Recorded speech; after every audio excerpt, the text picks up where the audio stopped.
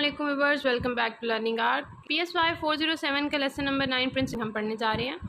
Goal setting को हम पहले भी पिछले चैप्टर्स में पढ़ते आए हैं कि कोई भी काम करने के लिए ज़रूरी है कि हम पहले अपने गोल सेट करें, या किसी भी मकसद को अचीव करने के लिए, किसी भी गोल को हासिल करने के लिए हमें चाहिए कि हम अपनी गोल सेटिंग करें। पहले यहाँ हमें 10 प्रिंसिपल्स दिए हैं जिन्हें फॉलो करके कोचेज़ और एथलीट एक अच्छी इफेक्टिव गोल सेटिंग कर सकते हैं और अपने मकसद को हासिल कर सकते हैं। Make goal specific, measurable and observable. Goals ऐसे बनाए जाएं जो कि ऑब्ज़र्व किए जा सकते हों, जिन्हें नापा जा सकता हो, जिन्हें देखा जा सकता हो कि आया पहले से बेहतरी आई है या नहीं आई। लेट्स सपोज अगर कोई शूटिंग कर रहा है तो वो देखे कि उसने कितने % शूटिंग बेहतर की है या कितनी हिट्स लगाई हैं।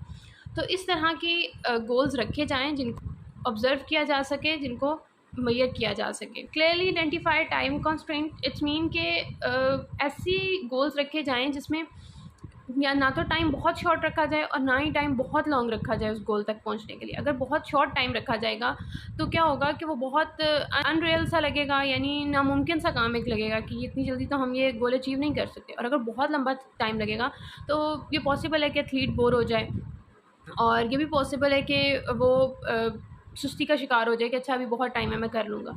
तो इसलिए टाइम प्रॉपर होना चाहिए कोई भी गोल को कंप्लीट करने के लिए।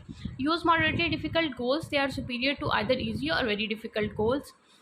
ना तो गोल्स बहुत आसान रखने चाहिए और ना बहुत मुश्किल रखने चाहिए कि आसान के लिए कहें तो ये तो बहुत ईजी है, मैं कर सकता हूँ, और ना बहुत मुश्किल हो कि वो इंसान ये सोचे कि ये तो बहुत मुश्किल है, ये तो मैं कभी भी अचीव नहीं कर पाऊँगा। मॉडरेट किस्म के आपके गोल्स होने चाहिए। फिर यहाँ हमारे पास एक ये शॉर्ट क्वेश्चन है। According to Weinberg and goals could should be specific, measurable, action oriented, realistic and timely. उसके बाद कहते हैं कि write goals down and regularly monitor progress. आपको जो आपने गोल सेट किए हुए हैं माइंड में, वो इस जहन में सिर्फ रख के छोड़ ना दिए जाएं, बल्कि उन्हें डेली बेसिस पे लिखा जाए और देखा जाए कि आया आपने उसके लिए कोई काम किया और उसमें क्या बेहतरी आई है। इसी तरह हमारे जो वेट ट्रेनर्स होते हैं वो कहते हैं कि डेली रिकॉर्ड रखें कि आपने कितना वेट लिफ्ट किया या आपने इस एक्सरसाइज को कितनी दफ़ा किया। तो फिर डेली बेसिस पे उसकी प्रोग्रेस को मॉनिटर किया जाता है। Use a mix of process, performance and outcome goals. ये तीनों तरह के गोल्स हम पिछले चैप्टर में पढ़ चुके हैं। तीनों तरह के गोल्स को इस्तेमाल करते हुए मल्टीपल गोल स्ट्रेटजी जिसे कहा जाता है, इन तीनों को इस्तेमाल करते हुए हम कोई भी अपना गोल अच्छे से अचीव कर सकते हैं। इंसान को अपने ऊपर इतना एतमाद और इतना कंट्रोल होना चाहिए कि वो अपने गोल्स तक पहुंचने के लिए दगोदो भी करे और उन तक पहुंचे भी। Use a short range goals to achieve long range goals. कभी भी एक जंप से हम सारी सीढ़ियाँ नहीं चढ़ सकते, तो हमें सीढ़ी चढ़ने के लिए एक एक स्टेप लेना पड़ता है। इसी तरह जब हमें लॉन्ग रेंज गोल्स अचीव करने हैं तो हमें चाहिए कि हम उसके लिए छोटे छोटे स्टेप्स बनाएं। इस तरह के एक बंदा अगर 200 पुशअप्स लगाना चाहता है तो वो एक ही दिन में 200 पुशअप्स अचीव नहीं कर सकेगा। उसे चाहिए कि वो पहले दिन 10 लगाए, अगले दिन 15, उससे अगले दिन 20। इस तरह अल्टीमेटली वो अपने लॉन्ग रेंज गोल्स को अचीव कर लेगा।